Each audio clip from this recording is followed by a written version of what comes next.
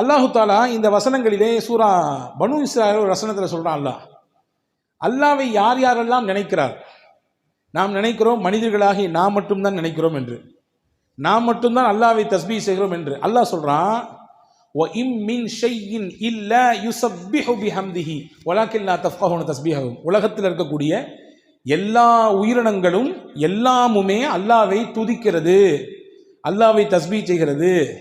உங்களுக்கு அதை புரிஞ்சிக்க முடியாது, அவ்வளவுதான். மரம், கல், மட்டை, இன்னபிற உயிரினங்கள், பறக்கக்கூடிய பறவைகள் எல்லாம் அல்லாவை துதிக்கிறது. காரணம், இறைவனை நினைப்பதாலும் துதிப்பதாலும் மட்டும்தான் நம் கவலைகளுக்கு தீர்வை கொண்டு தர முடியும். இறைவனை நினைப்பதாலும் அந்த நினைத்த நினைப்பை நாவினால் அதை வெளிப்படுத்துவதாலும் மட்டும்தான் நம் கவலைகளுக்கு மருந்தை போட முடியும். எனவே உலகத்தில் மனுஷன் மட்டும் இல்லை, எல்லா உயிரினங்களும் துதிக்கிறது என்று அல்லாஹ் சொல்கிறான். உங்களால் புரிஞ்சிக்க முடியாது சில விஷயத்தை. பறவை கத்துதுன்னு நீங்கள் நினைப்பீங்க, ஆனால் அது தஸ்பீஹ் செய்து. மீன் அப்படியே தண்ணிக்குள்ளே நீந்தி போகிறது, ஒரு சின்ன சின்ன சத்தங்கள் வருகிறது, அது நீந்தும் பொழுது வருது சத்தம் என்று நீங்கள் நினைப்பீங்க, ஆனால் அது தஸ்பீஹ் செய்யலாம். இப்படி உலகத்தின் ஒட்டுமொத்த உயிரினங்களும் அல்லாஹ்வை துதிப்பதினாலே சாந்தி அடைகிறது என்று அல்லாஹ் அல் குர்ஆனிலே சொல்கிறான். அன்பர்களே, நாமும் அல்லாஹ்வை ஒவ்வொரு நாளும் நினைக்க வேண்டும். ரமதான் மட்டும் நினைக்கக்கூடியவர்கள் அல்ல நாம், ரஹ்மானை நாள் முழுக்க நினைக்க வேண்டும். ரெண்டே விஷயத்தை தான் இன்னைக்கு சொல்ல போகிறேன். ரெண்டு செய்தி தான். காலையில் நினைக்க வேண்டிய சில வார்த்தைகள், இரவு படுக்கும் பொழுது நினைக்க வேண்டிய ஒரு வார்த்தை. இதை மட்டும் உள்வாங்கிக் கொண்டு இங்கிருந்து இன்றைக்கு நகருவோம். இது ஒரு ரொம்ப உங்களுக்கு ஒரு பாசிட்டிவ் எனர்ஜியை கொடுக்கும் என்று நான் நம்புகிறேன். முதல் விஷயம் என்ன, இன்னைக்கு தியான கூடங்கள் நிறைய நடக்குது பார்த்தீங்களா?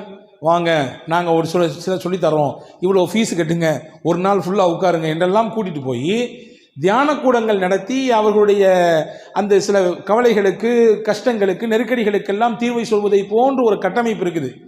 ஆனால் அப்படி தியான கூடம் நமக்கு தேவையில்லை. ஒரு தனியாக ஒரு இடத்துல உட்கார்ந்து நாம் அல்லாஹ்வை கொஞ்ச நேரம் நமக்கு தெரிந்த திக்ருகளை சொன்னால் போதுமானது. மனதிற்கு தானாக நிம்மதியையும் அமைதியையும் அல்லாஹ் தந்து விடுவான். தஃப்சீர் குர்துபி என்று ஒரு நூல் இருக்குது, திருக்குர்ஆனுடைய விரிவுரைகளிலே பல விரிவுரைகள், அதிலே இது ஒன்று. அந்த விரிவுரையிலே ஒரு செய்தி இருக்கிறது. இன்னைக்கு ஓதப்பட்ட சூரா அல் கஹ்ஃபினுடைய ஒரு வசனத்திற்கு கீழே அந்த செய்தி வருகிறது. ஃபலவுலா இத்தஹல்த ஜன்னதக குல்த மாஷா அல்லாஹ் என்று துவங்கக்கூடிய அந்த வசனத்துக்கு கீழே இந்த செய்தி இடம்பெறுது. என்ன செய்தி அப்படின்னா, யார் ஒருத்தர் டெய்லி காலையில் 4 தஸ்பீஹ் செய்கிறாரோ அல்லாஹ் 4 விதமான பாதுகாப்பு அந்த மனுஷனுக்கு தருவான். நீங்கள் பார்க்குறத பார்த்தா தெரியுது, டெய்லி காலில் செய்கிறது சரிதான், ஆனால் எந்திரிச்சா தான் செய்கிறது, எந்திக்கிறதே பெரிய பாடாக இருக்க என்று நமக்கு நினைப்பு இருக்குது. ஆனால் இந்தந்த பிரச்சனைகளிலிருந்து நாம் வெளியே வர வேண்டும் என்றால் நிச்சயம் எந்திரிக்க வேண்டும், சொல்லியாக வேண்டும். 4 தஸ்பீஹ் என்னவெல்லாம் அது? முதல் விஷயம் என்ன, மனிதனுக்கு மிகப்பெரிய ஆபத்தை தரக்கூடிய வஸ்துக்களிலே ஒன்று கண்பாடு. கண் இருக்குல்ல, ஒருத்தர் பார்க்கக்கூடிய பார்வையினால் பிரச்சனை வரும். நீங்கள் சொல்லலாம், கண்ணுலாம் சும்மாங்க, அதெல்லாம் யார் நம்புவா அப்படின்னு சொல்லலாம். ஹதீஸிலே வந்திருக்கிறது, ஸஹல் இப்னு ஹனீஃப் என்று சொல்லக்கூடிய ஒரு நபித்தோழர், ரொம்ப பார்க்கறதுக்கு நல்ல வசீகர தோற்றம், பார்க்க ரொம்ப அழகாக இருப்பார். அந்த தோற்ற பொலிவு அப்படியே கண்ணை கவரக்கூடிய விதத்திலே இருக்கும். அவர் ஒரு நாள் திறந்த வெளி குளியல் அறையில் நின்று குளித்து கொண்டிருந்தார். திறந்த வெளி குளியல் அறை, அந்த வழியாக ஒருத்தர் வந்தார். அவருக்கு பேர் ஆமிர் இப்னு ரபியா. அவரை பார்த்த உடனே, இந்த மாதிரி ஒரு பேரழகரை நான் உலகத்தில் பார்த்ததே இல்லையே, இம்புட்டு அழகா இருக்கிறாரு என்று அப்படி ஏங்கி சொன்னார். சொன்னி முடிச்சது தான் தாமதம். குளித்து கொண்டிருந்த அந்த ஸஹல் இப்னு ஹனீஃப் என்று அப்படி பொத்துன்னு மயக்க முடி கீழே விழுந்துட்டார். கீழே விழுந்தா மூச்சு பேச்சு இல்லை, எந்திரிக்க மாட்டேங்கிறாரு. சுற்றி இருந்தவங்களாம் என்னென்னமோ செஞ்சு பார்க்குறாங்க, ஒன்றும் கதை நடக்கலை. நேராக தூக்கிட்டு ரசூலுல்லாஹ்ட்ட போயிட்டான். யார் ரசூலுல்லாஹ், குளிச்சுட்டு இருக்க தமான கீழே விழுந்துட்டாரு, ஒன்றும் மூச்சு பேச்சு இல்லாமல் கிடக்கிறாரு, என்ன ஆச்சு ஏதாச்சுன்னு தெரியல. ரசூலுல்லாஹ் விசாரிச்சாங்க, என்ன நடந்துச்சுன்னு கேட்டாங்க. இது மாதிரி அந்த சைடில் ஒருத்தர் வந்தார், அவர் பேர் ஆமிர் இப்னு ரபியா. அவர் இப்படி சொன்னார், இவருடைய அந்த அழகை பாட்டு, தோற்றத்தை பாட்டு, இப்படி அழகாக இருக்கிறாரு அப்படின்னு சொன்னார். அப்படின்னு சொன்ன உடனே ஸல்லல்லாஹு அலைஹி வஸல்லம் அங்கே நமக்கு எல்லாத்துக்கும் சேர்த்து ஒரு பாடம் சொல்லி தந்தாங்க. என்ன தெரியுமா சொன்னாங்க, மன் ரஆ ஷையன் ஃபஅஜபஹு ஃபகால மாஷா அல்லாஹ் லா குவத இல்லா பில்லாஹ். உங்களுக்கு ஏதாவது பிரமிப்பை தரக்கூடிய விஷயத்தை நீங்கள் பார்த்தீங்கன்னா என்ன சொல்லுங்க, மாஷா அல்லாஹ் லா குவத இல்லா பில்லாஹ், இப்படி சொல்லுங்க. இப்படி சொன்னீங்கன்னா உங்களுக்கு பிரமிப்பை தரக்கூடிய விஷயம் உங்களுக்கு நடந்தால் நீங்கள் சொல்லுங்க, அல்லது நமக்கு தெரியும்ல, நம்மள்ட்ட இது அழகாக இருக்குது, இன்றைக்கி போட்டிருக்கக்கூடிய ட்ரெஸ் நல்லா இருக்குது, நம்ம வாங்கியிருக்கக்கூடிய கார் நல்லா இருக்குது, நம்ம வச்சிருக்கக்கூடிய பைக்கு நல்லா இருக்குது, நம்ம கட்டியிருக்கக்கூடிய வீடு நல்லா இருக்குது அப்படின்னு நமக்கு தெரியும். நீங்கள் எல்லாம் முடிச்சு இந்த விஷயத்தை செஞ்சுருங்க. மாஷா அல்லாஹ் லா குவத்த இல்லா பில்லா இப்படி சொல்லிட்டீங்கன்னா என்ன நடக்கும்? கண் பாடிலிருந்து என்ன பிரச்சனை ஏற்படுமோ அதெல்லாம் ஏற்படாது. கண்ணினால் என்ன பிரச்சனை ஏற்படுமோ அது ஏற்படாது. இதை சொல்லிவிடுங்கள் என்று பெருமானா ஸல்லல்லாஹு அலைஹி வஸல்லம் சொல்லிட்டு அடுத்து நடந்தது தான் செய்தி. இந்த ஆமீர் பின் ரபியாவை பக்கத்தில் கூப்பிட்டு அவரை ஒது செய்ய சொன்னாங்க. தண்ணீரை வச்சு ஒது செய்ய சொன்னாங்க. அவருடைய முகம், கை, கால் எல்லாத்தையும் கழுகுனார். ஒரு அறிவிப்பில் வந்திருக்கு, அவருடைய உடலை முழுக்க கழுக சொன்னார்கள். கழுகி அந்த தண்ணீரை தூக்கி அந்த படுத்து கிடந்தார், மூச்சு பேச்சு இல்லாமல் அவர் மேலே அப்படி ஊற்றி விட்டாங்க. டபார்னு முடிச்சுட்டாரு. மற்ற தண்ணியெல்லாம் அடித்து பார்க்குறாங்க, முடிக்கல. இவருடைய உடம்பிலிருந்து பட்டு வந்த நீரை தூக்கி ஊற்றினார்கள். மயங்கி கிடந்த அந்த ஸஹல் இப்னு ஹனீஃப் என்ற சஹாபி எழுந்தார். பெருமானா ஸல்லல்லாஹு அலைஹி வஸல்லம் லில் ஐனி ஹக்குன், கண்ணுக்கும் சில விஷயங்கள் இருக்கிறது, எனவே அந்த விஷயத்தில் நீங்கள் கவனமாக இருங்கள் என்று பெருமானா ஸல்லல்லாஹு அலைஹி வஸல்லம் சொல்லி தந்தாங்க. எனவே தான் நம்முடைய முன்னோர்கள் எல்லாம் வீடுகளுக்கு முன்னால் சில வாசகங்களை பொறித்திருப்பார்கள். வஹப் பின் முனப்பஹ் என்று சொல்லக்கூடிய மிகச்சிறந்த மார்க்க அறிஞர்களில் கட்டுப்பட்ட தாபீன்களுடைய வரிசையில் வரக்கூடியவர், அவருடைய வீட்டுக்கு முன்னாடி எழுதி போட்டிருப்பாராம். என்ன இதை? மாஷா அல்லாஹ் லா குவத்த இல்லா பில்லா. ஏன் எழுதி போட்டிருக்காரு? யாருடைய கண்ணும் வீட்டிலே இருக்கக்கூடிய நபர்களுக்கோ அல்லது வீட்டிலே இருக்கக்கூடிய பொருளை வந்து பார்த்ததற்கு பிறகோ ஏற்பட்டு விடக்கூடாது என்கின்ற அச்சத்திலே அப்படி எழுதி போட்டிருப்பார் என்பதாக வரலாற்று குறிப்புகள் இருக்கிறது. எனவே காலையில் எழுந்தவுடன் முதலில் நாம் மாஷா அல்லாஹ் லா குவத்த இல்லா பில்லா சொல்லிவிட வேண்டும். ஏன்னா உலகத்தில் நல்ல பார்வையோடு பார்க்குறத விட கொஞ்சம் அப்படி இப்படி பார்க்குறவங்க தான் நிறைய. இதுதான் யதார்த்தம், அதை புரிஞ்சுக்கணும். ஒரு ஊர் வழியில் ஒரு பாதையில் ஒருத்தர் நடந்து போய்கிட்டே இருந்தாராமா. போய்கிட்டே இருந்தவொடனே ஒரு குளத்து ஓரத்தில் ஒருத்தர் நீச்சல் தெரியாமல் அப்படியே அங்கிட்டு இங்கிட்டும் தத்தளிச்சுக்கிட்டு இருக்கிறாரு. இந்த நடந்து வந்தவருக்கு நீச்சல் தெரியும். டபார்னு குதிச்சாரு. குதிச்சு அந்த தத்தளித்து கொண்டு போகிற தூக்கி கொண்டு வெளியே கொண்டு விட்டார். இன்னொருத்தர் அந்த வழியாக வந்தார். ஏன் இப்படி என்னாச்சு, திடீர்னு தூக்கிட்டியே அப்படின்னு கேட்டவுடனே அவர் சொன்னார், அந்த போர்டை பார்த்தியா, என்ன போர்டில் எழுதியிருக்கு? யாராவது இந்த குளத்திலே தவறி விழுந்து நீச்சல் தெரியாமல் தத்தளித்து கொண்டிருந்தால் அவர்களை யாராவது காப்பாற்றி விட்டால் அவருக்கு 500 ரூபாய் பரிசு, அதனால தான் செஞ்சேன் அப்படின்னாரா. இவர் வந்தவர் சொன்னார், அந்த பக்கம் ஒரு போர்டு இருக்குது, அதை பார்த்தியா? ஏன், என்னது? அங்கே எழுதிருந்துச்சு, யாராவது இந்த குளத்திலே விழுந்து இறந்து விட்டால் அந்த பாடியை தூக்கி வெளியே போட்டால் அவங்களுக்கு 5000 ரூபாய் பரிசு. இவன் சொன்னானா, நான் முதல்ல பார்த்துருந்தேன், அதை செஞ்சுருப்பேனே அப்படின்னானா. நான் முதல்ல அந்த போர்டை பார்த்துருந்தேன், அந்த வேலையை செஞ்சுருப்பேன், இதை முதல்ல பார்த்து தொலைஞ்சிட்டேன். இதுதான் யதார்த்தம். நிறைய நபர்களுடைய நினைப்பு இப்படி தான் இருக்கிறது. எனவே நாம் கண்ணிலிருந்து பாதுகாப்பு பெறுவதற்கு முதல் விஷயமாக இதை நாம் சொல்லிக்கொள்ள வேண்டும். 1. 2வது, ஷைத்தானுடைய தீங்கிலிருந்து பாதுகாப்பு பெறுவதற்கு பெருமானா ஸல்லல்லாஹு அலைஹி வஸல்லம் ஒன்று கற்றுக் கொடுத்தாங்க. அதுதான் ஹஸ்புன் அல்லாஹு வ நிஅமல் வக்கீல். எல்லாத்துக்கும் தெரிஞ்ச ஒரு திக்ர் தான் இது. புதுசாக ஒன்று நான் சொல்லி தரல. ஹஸ்புன் அல்லாஹு வ நிஅமல் வக்கீல் என்பது ஹஸரத் சையதுனா இப்ராஹிம் அலைஹிஸ்ஸலாம் சொன்ன வார்த்தை. இப்ராஹிம் அலைஹிஸ்ஸலாம் சொன்ன வார்த்தை அது. ஹஸ்பி அல்லாஹு வ நிஅமல் வக்கீல் அவங்க சொன்னாங்க. இப்போ நம்ம சொல்லும் பொழுது ஹஸ்புன் அல்லாஹு வ நிஅமல் வக்கீல் என்று சொல்வதனாலே என்ற பெரிய அர்த்த வேறுபாடு வராது.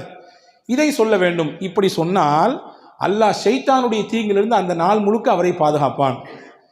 ஷைத்தானின் தீங்கு என்பது ரொம்ப ஆபத்தானது. ஹாரூன் ரஷீத் பாஷா இருந்தாங்க ஒருத்தவங்க, ரொம்ப முக்கியமான மன்னர்களில் ஒருவர், ஜனாதிபதி. அவர் உமையாக்களினுடைய ஆட்சியில் முக்கியமான ஒரு ஜனாதிபதி, பெரிய பெரிய பரப்பளவை ஆட்சி செய்த மன்னர் ஹாரூன் ரஷீத் பாஷா. ஒரு நாள் அவர் தூங்கிட்டு இருந்தார். காலையில் ஃபஜருடைய நேரம், அரண்மனையில் தூங்கிட்டு இருக்காரு. வெளியிலேருந்து அவர் பேரை சொல்லி யாரோ சத்தம் கொடுக்காங்க, ஹாரூன் ஹாரூன் ஹாரூன், எந்திரிங்க எந்திரிங்க, நேரம் ஆச்சு, ஃபஜர் தொழுங்கன்னு. இப்போ இந்த மன்னருக்கு ஆச்சரியம், நம்ம பேரை சொல்லி இவ்வளவு துணிச்சலாம் யாருப்பா கூப்பிட்றா அப்படின்னு சொல்லி வெளியே வந்து பார்த்தாங்க. ஒருத்தர் நின்னார்.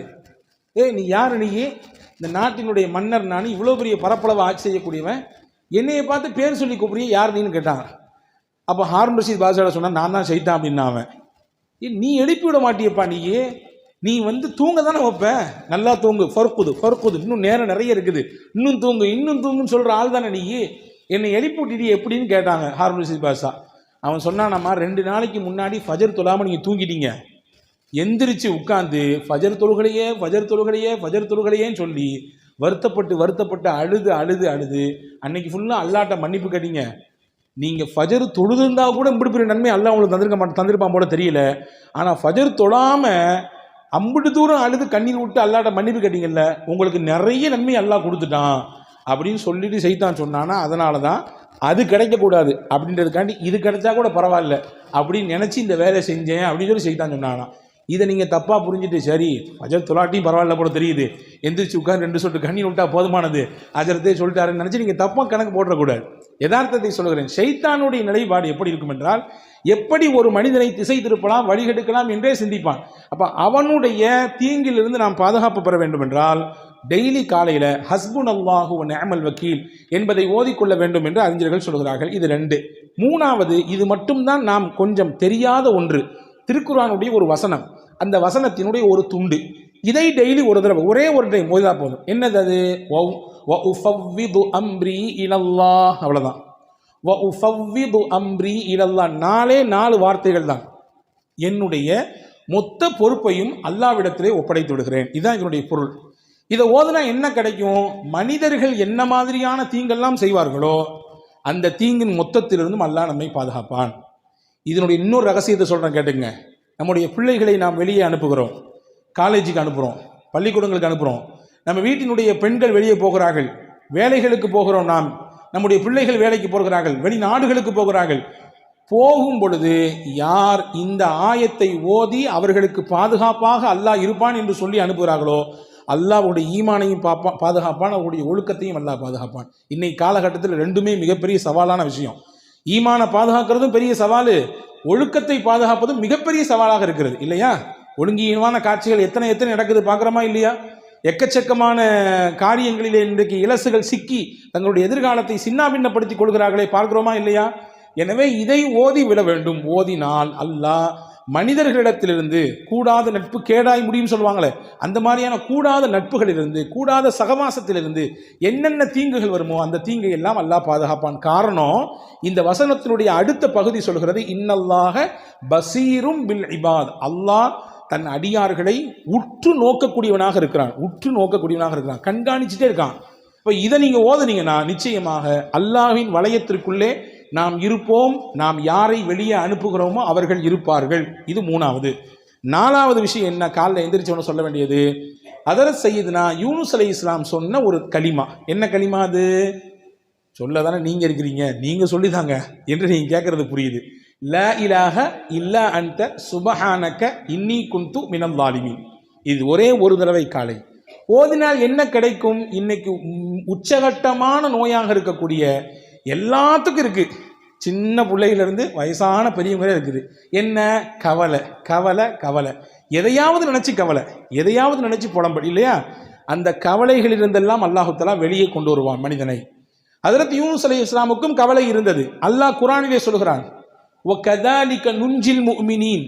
ஹஜ்ரத் யூனுஸ் அலைஹிஸ்ஸலாம் மீன் வயிற்றுக்குள்ளே இருந்தார்கள், ஒரு விஷயம் செய்யக்கூடாது, அதை செய்தார்கள். அல்லாஹ் ஒரு சின்ன மாற்றத்தை கொடுக்க நினைத்தான், மீன் வயிற்றுக்குள்ளே வைத்தான். 40 நாட்கள் இருந்தார்கள். அவர்கள் 3 இருளிலே சிக்கி இருந்தார்கள். கடலின் ஆழம், கடல், இன்னொன்று மீன் வயிறு. அங்கே இருந்து கொண்டுதான் இந்த கலிமாவை ஓதினார்கள். அல்லாஹ் சொல்லுகிறான், இந்த கலிமாவை மட்டும் யூனுஸ் ஓதாமல் இருந்திருந்தால் அவர் அதே மீன் வயிற்றுக்குள்ளே கியாமத் வரை இருந்து போயிருப்பார், மறுமை வரை அந்த மீனுக்குள்ளேயே இருந்து போயிருப்பார் என்று அல் குர்ஆனிலே சூரா சாஃபாத்திலே அல்லாஹ் சொல்லுகிறான். இப்போ என்ன சொல்ல வரேன்னா, அல்லாஹ் சொல்றான், ஃபனஜ்ஜைனாஹு மினல் கம். அந்த யூனுஸை இந்த கலிமாவின் மூலமாக அவருடைய கவலையிலிருந்து நாம் வெளியே கொண்டு வந்தோம், அவருடைய ஸ்ட்ரெஸ்லேருந்து நம்ம வெளியே அவரை தூக்கிட்டு வந்தோம். நல்லா சொல்கிறான். அதற்கு ரசூல் ஸல்லல்லாஹு அலைஹி வஸல்லம் சஹாபாக்களுக்கு சொல்லி கொடுத்தாங்க, இதை நீங்களும் ஓதுங்கன்னு சொன்னாங்க. இப்போ சஹாபாக்கள் கேட்டாங்க, யார் ரசூலுல்லாஹ் இதை ஓதுனா என்ன கிடைக்கும்? அல்லாஹ் சொல்றது உங்களுக்கு தெரியலையா? கதாலிக நுஞ்சில் மூமினீன், அவ்வாறே மூமின்களையும் நாம் பாதுகாப்போம், மூமின்களுக்கும் கவலையிலிருந்து வெளியே கொண்டு வருவோம் என்று அல்லாஹ் சொல்றானே, அது உங்களுக்கு புரியலையான்னு கேட்டாங்க ஸல்லல்லாஹு அலைஹி வஸல்லம். எனவே கவலையிலிருந்து வெளியே வருவதற்கான மிகச்சிறந்த மருந்தாக கலிமே யூனுஸ் அலைஹிஸ்ஸலாம் ஓதி இந்த கலிமா இருக்கிறது. ஆக இந்த 4 விஷயத்தையும் டெய்லி காலையில் செய்துவிட்டால் அல்லாஹ்வின் அருளால் 4 விதமான பாதுகாப்பை நம்மால் பெற்றுக்கொள்ள முடியும். முதல்ல சொல்றா, ரீவைண்டிங் பண்ணட்டுமா? முதல் விஷயம் என்ன என்றால், கண் பாடிலிருந்து பாதுகாப்பு பெறுவதற்கு மாஷா அல்லாஹ் லா குவத்த இல்லா பில்லாஹ், ஷைத்தான் புறத்திலிருந்து அவனுடைய கேடுகளிலிருந்து பாதுகாப்பு பெறுவதற்கு இப்ராஹிம் அலைஹிஸ்ஸலாம் ஓதிய ஹஸ்புன் அல்லாஹ் வ நிஅமல் வக்கீல். 3வது, மனிதர்களின் தீங்கிலிருந்து நமக்கு பாதுகாப்பு கிடைப்பதற்கு, நம் பிள்ளைகளின் ஒழுக்கமும் அவர்களுடைய ஈமானும் பாதுகாப்பு பெறுவதற்கு குர்ஆனினுடைய வசனமாக இருக்கிற வ உஃபவ்விது அம்ரி இலல்லாஹ். 4வது, கவலை, நெருக்கடி, கஷ்டம் இதுவெல்லாம் நீங்குவதற்கு ஹஜ்ரத் யூனுஸ் அலைஹிஸ்ஸலாம் ஓதுன லா இலாஹ இல்லா அன்த சுப்ஹானக இன்னி குன்து மினல் ஸாலிமீன். இது காலையில் செய்ய வேண்டிய 4 விஷயம். நைட்டு செய்ய வேண்டிய 4 விஷயம் ரொம்ப சிம்பிள். ஹஜ்ரத் ஃபாத்திமா அலைஹிஸ்ஸலாமுக்கு ரொம்ப உடம்பு வலி, வீட்டில் வேலை செஞ்சு செஞ்சு செஞ்சு கையெல்லாம் அப்படி காய்ச்சி போச்சு. ஹஜ்ரத் ஃபாத்திமா ரலியல்லாஹுடைய கணவனார் ஹஜ்ரத் அலி ரலியல்லாஹு சொன்னாங்க, உங்கள் அத்தாவை போய் பாருங்களேன், யாராவது ஹாதிமீன்கள் ஊழியர்கள் உங்களுக்கு பணியாளர்கள் இருந்தால் உங்களுக்கு ஹெல்ப் பண்ணுறதுக்கு தருவாங்கல்ல அப்படின்னு சொன்ன உடனே ஃபாத்திமா அம்மா நேராக வீட்டுக்கு போனாங்க, ரசூல்லா வீட்டுக்கு. தான் வாப்பாட்ட பேசலான்னு போனாங்க, அத்தா அங்கே இல்லை, அம்மா தான் இருந்தாங்க, ஆயிஷா அம்மா இருந்தாங்க. என்னம்மா பிள்ளை வந்திருக்கேன்னு கேட்டாங்க ஆயிஷா அம்மா. ஹஜ்ரத் ஃபாத்திமா அம்மா சொன்னாங்க, இதுதான் கதை, கையெல்லாம் காய்ச்சி போச்சு, வீட்டில் ஆள் இல்லை ஹெல்ப்புக்கு, ரொம்ப கஷ்டமாக இருக்குன்னு சொன்ன உடனே ரசூலுல்லாஹ்ட்ட சொல்லி ஏதாவது பணியாளர் கிடைத்தால் நன்றாக இருக்குமே என்று கேட்டுவிட்டு போக வந்தேன். வாப்பா இல்லைம்மா, வந்த உடனே நான் கதையை சொல்கிறேன். ஹஜ்ரத் ஃபாத்திமா போன பின்னாடி ரசூலுல்லாஹ் கொஞ்ச நேரம் பின்னாடி வந்தாங்க. ஹஜ்ரத் ஆயிஷா அம்மா கதையை சொன்னாங்க. ரசூலுல்லாஹ் வீட்டில் கூட உட்காரல, மகளாச்சே, ரொம்ப பிரியமான பிள்ளையாச்சே, கிளம்பி நேராக போயிட்டாங்க. ஹஜ்ரத் ஃபாத்திமா அம்மா வீட்டுக்கு போயிட்டாங்க. ஃபாத்திமா ரலியல்லாஹு தஆலா அன்ஹா அவர்களும் அலி ரலியல்லாஹும் கட்டில் இருக்கிறார்கள். ரசூலுல்லாஹ் 2 பேத்துக்கு நடுசுல போய் உட்காந்துட்டாங்க. உட்காந்துட்டு சொன்னாங்க, உங்களுக்கு பணியாளர் கேட்பதாக நீங்கள் கேட்டதாக வந்த செய்தி எனக்கு வந்துச்சு, நான் அதை விட சிறப்பான ஒன்றை உங்களுக்கு சொல்லித்தரேன். டெய்லி நீங்கள் இதை ஃபாலோ பண்ணீங்கன்னா உங்கள் உடலில் எவ்வளவு பெரிய களைப்பு இருந்தாலும், எவ்வளவு பெரிய சோர்வு இருந்தாலும், மனசில் எவ்வளவு பெரிய பாரம் இருந்தாலும், உடலுக்கும் மனதிற்கும் சேர்த்து ரசூலுல்லாஹ் சொன்னாங்க. வேலை செஞ்சு செஞ்சு உடல்லாம் டயர்டாக இருக்குது, அல்லது நீங்கள் ஏதோ ஒரு மன உளைச்சலில் போய் சுற்றிக்கிட்டே இருக்கிறீங்க, நைட்டு தூங்க வர்றீங்க, ஹஜ்ரத் ரசூல் சொன்னாங்க, இதை செஞ்சீங்கன்னா 2 விதமான கவலையும் 2 விதமான பாரத்தையும் அல்லாஹ் போக்குவான். என்னெல்லாம் செய்யணும்? சுபஹானல்லாஹ் 33 தடவை சொல்லுங்க, அல்ஹம்துலில்லாஹ் 33 தடவை சொல்லுங்க, அல்லாஹு அக்பர் 34 தடவை சொல்லுங்க. இதுதான் உங்களுக்கு பெஸ்ட். எதை விட நீங்கள் கேட்டு வந்தீங்கல்ல பணியாளர் இருந்து உங்களுக்கு ஹெல்ப் பண்ணால் கொஞ்சம் வேலை பளு குறையும் நினைக்கிறீங்க, அப்படி தானே? வேலையில் கொஞ்சம் பளு குறையும், கொஞ்சம் ரிலாக்ஸாக இருக்கலான்னு. இல்லை, உங்கள் வேலையை நீங்களே செய்யுங்க, உங்களுக்கு ஹெல்ப்பர்லாம் தேவையில்லை. எவ்வளவு பெரிய வேலை செஞ்சு நீங்கள் தயாரானாலும் வந்து நைட்டு படுக்கும்போது இதை ஓதிட்டு படுங்க.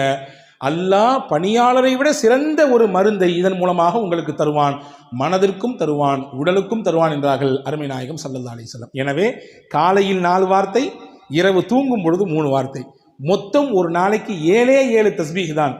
ஓதி பழகி பாருங்கள், நிச்சயமாக உங்களுக்கும் சேர்த்து என்னோடு சேர்த்து எனக்கும் நான் சொல்லிக் கொடுக்கிறேன், பெரும் மாற்றத்தை நம் வாழ்க்கையில் பார்க்க முடியும்.